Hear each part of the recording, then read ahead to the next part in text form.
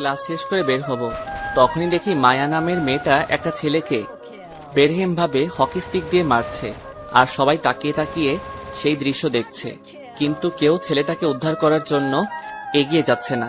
কি যুগ আসলো রে বাবা, মেয়ে ছেলেকে হকি দিয়ে পিটাচ্ছে। এই কুত্তার বাচ্চা, তুই আমার বান্ধবীকে কোন সাহসে প্রপোজ করেছিস?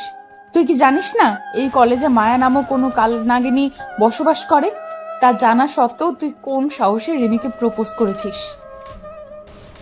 মায়া, আমার ভুল হয়ে গেছে, প্লিজ প্লিজ আমায় ক্ষমা করে দাও এবারের মতো। হারামির বাচ্চা, তুই আমার নাম মুখে নিলি কোন সাহসে? বলে উদুল কেলানি শুরু করে। আজ তোকে একদম জমের বাড়ি পাঠিয়ে দেব। ছেলেটাকে মারতে মারতে আদমরা করে ফেলে। সবার মতন আমিও হা করে মেয়েটার কার্যকলাপ দেখছি। তাছাড়া কি আর করার আছে আমার? একে তো কলেজে নতুন, তার উপরে কলেজের কে কেমন সেসব তো কিছুই জানি না। আর মেয়েটাকে যেহেতু কেউ আটকাতে সাহস পাচ্ছে না, তাহলে মেয়েটা বড় কোনো কিছু হবে। হয়তো তার বাবা খুব প্রভাবশালী, ছেলেটাকে মেরে আদমরা করে মাটিতে ফেলে রেখেছে। ছেলেটার জন্য খুব মায়া হচ্ছে, কিন্তু কি করব, আমিও যে নিরুপায়, তাই চুপ করে দাঁড়িয়ে রইলাম। হঠাৎই দেখি কলেজের গেট দিয়ে কয়েকটা কালো গাড়ি প্রবেশ করলো। পরে গাড়ির দরজা খুলে ভিতর থেকে কয়েকটা দানব বেরিয়ে আসলো, যেগুলোর উচ্চতা কম হলেও 6 ফিট, তার কম হবে না কেউ। মানুষরূপী দানবরা, সব কয়টার হাতে অস্ত্র, তাও যেমন সেমন অস্ত্র না, সবগুলো ছিল মোহর মারা অস্ত্র, যেগুলো দেখলেই মানুষের কলিজা শুকিয়ে যাবে। এই অস্ত্রের একটা বুলেট দিয়ে 8 পিস করে দাঁড় করিয়ে দিয়ে কম হলেও 2টা মানুষ মারা যাবে। ওদের দেখে সবাই দৌড়ে কলেজ ক্যাম্পাসে ঢুকে গেল। আমি ঠাই সেখানে দাঁড়িয়ে আছি। ম্যাম, আপনার কোনো সমস্যা হয়নি তো? না, আমার কোনো সমস্যা হয়নি, আমি ঠিক আছি। আচ্ছা ম্যাম, আপনি গাড়িতে বসুন, বাকি এখানের বিষয়টা আমি দেখছি। মেয়েটাকে সবাই প্রোটেক্ট করে গাড়িতে বসালো। তার সবচাইতে দানব মার্কা বডিগার্ড যেটা ছিল, সে এসে সজোরে চিৎকার করে বলতে লাগলো, সবাই কান খুলে শুনে রাখো, এই কলেজে যদি কারো হুকুমত চলে সেটা মায়া ম্যামের। মায়া ম্যামের উপরে যদি কেউ উঠতে চাও, তাহলে হাতের এই মেশিনটা দেখেছিস, এটা সব কটা বুলেট পেটে পুড়ে দেব। আর এই ছেলে এখানেই পড়ে থাকবে, কেউ তাকে সাহায্য করবে না। তারপর গাড়ি স্টার্ট করে চলে গেল। অবাক চোখে তাকিয়ে আছি তাদের চলে যাওয়ার দিকে। এটাই ভেবে পাই না, মানুষ পাওয়ারের এত অপব্যবহার কি করে করে। ছেলেটার জন্য খুব মায়া হচ্ছিল। দৌড়ে ছেলেটার কাছে গিয়ে ওকে মাটি থেকে তুললাম। মায়ার বডিগার্ড বারণ করে গেছে ছেলেটাকে কেউ সাহায্য না করতে, কিন্তু আমি তো করবই। সবাই ভয়ে চুপসে আছে। আমি ছেলেটাকে সাহায্য করছি দেখে সবাই চোখ বড় বড় করে আমার দিকে তাকিয়ে আছে। হুট করে একজন বলে উঠল, এই ছেলে, তোর কি জানে মায়া নাই নাকি রে? মায়ার বডিগার্ড যদি জানতে পারে যে সে বারণ করা সত্ত্বেও তুই তাকে সাহায্য করেছিস, তাহলে তোর মৃত্যু নিশ্চিত। আরে ভাই, ভয় আপনারা পেলে পেতে পারেন, কিন্তু আমি পাই না। ওরা আমায় মারবে তো ওকে, আমিও রেডি মার খাওয়ার জন্য, কিন্তু তবুও অসহায়ের সাপোর্ট নিব।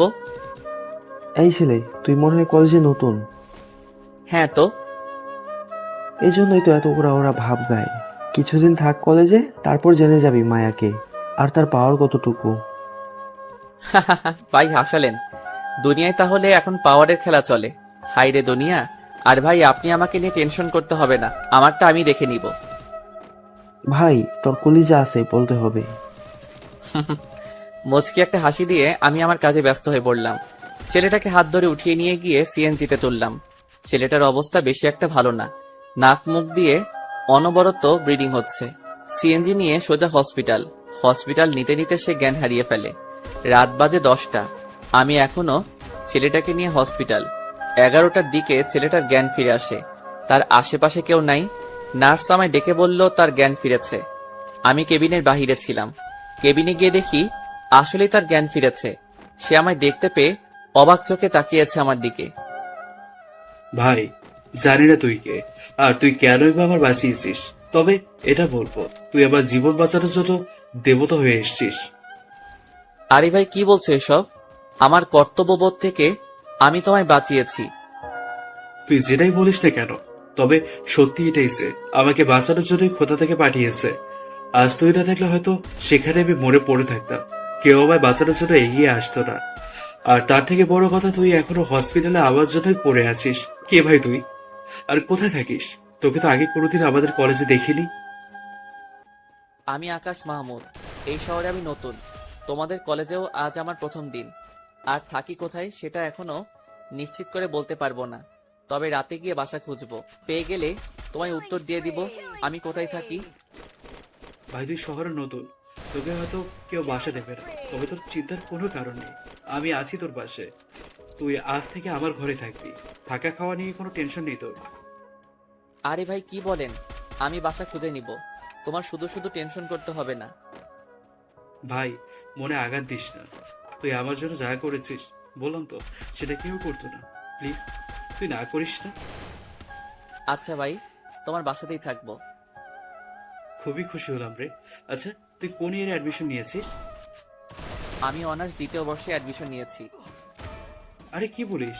তাহলে তো তুই আমার ক্লাসমেট। হ্যাঁ। তাহলে তুই আমার সাথে ফর্মালিটিস কেন দেখাচ্ছিস? তুই করে বল।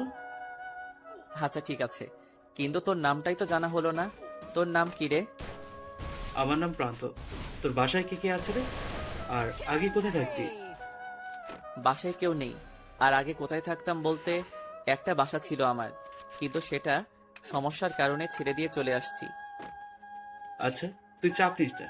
তোর বাসায় আমি আছি। যখন যা লাগে আপন ভাই হিসেবে আমায় বলবে। আর এখন ডক্টরের সাথে কথা বলে চল, বাসায় চলে যাবো। আরে প্রান্ত, কি বলছিস তুই? তোর শরীর ভালো না, তোর হসপিটালে থাকা উচিত, কিন্তু তুই বাড়ি যেতে চাইছিস কেন? দোস্ত, বাসায় মা আর ছোট বোনটা একারে। আজ সারাদিন হয়তো অনেক খোঁজ করেছে আমার।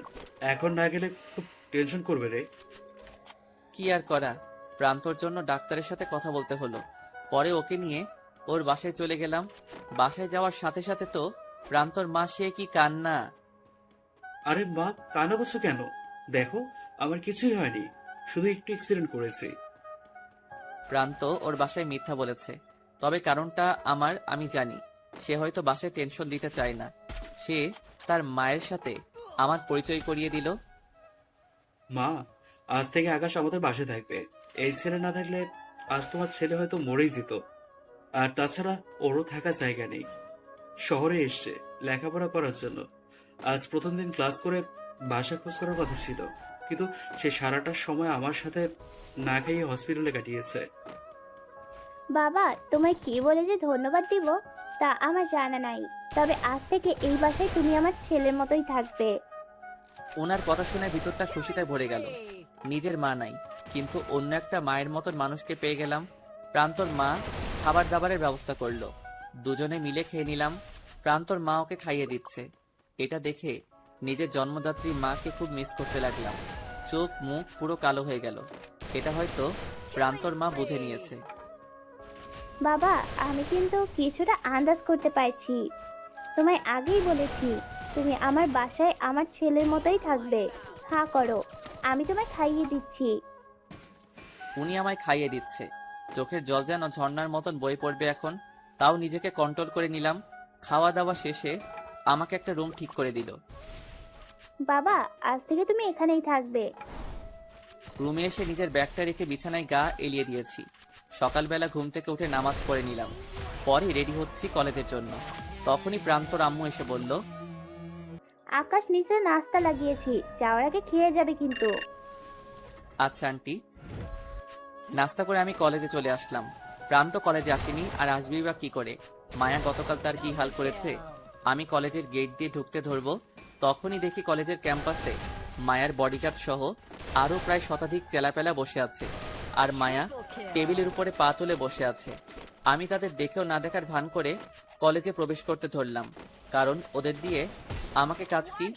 আমি এসেছি পড়াশোনা করতে, সেটাই করব আমি। হঠাৎই মায়ার বডিগার্ড আমায় ডাক দিল,